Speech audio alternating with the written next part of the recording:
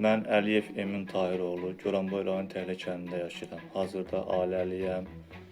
Ailədə 5 nəfərik, 3 uşağımız var. Biri gələcəyin əsgəridir. Özüm hərbi xidmətlə 3-cü qrup əliləm.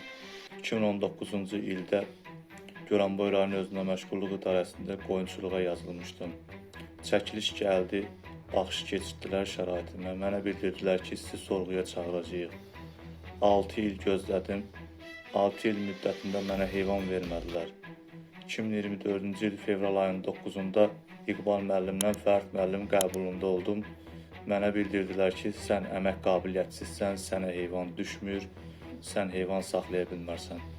Mən də yoldaşım Mehdiyeva Aysel Vahid qızının adını 2024-cü il fevral ayının 9-da qoyunçuluğa yazdırdım.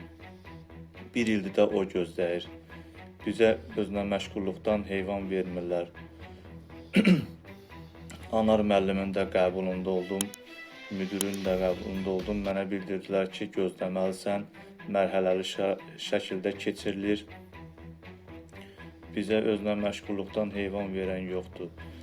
Məndən sonra yazılanlar hamı alıbdır. Mən də gözləyirəm ki, bugün gələrlər, sabah gələrlər, biz də sorğuya çağırarlar, biz də özünə məşğulluqdan heyvan alıb qoyunçuluq təsərrüfatı ilə məşğul olarıq.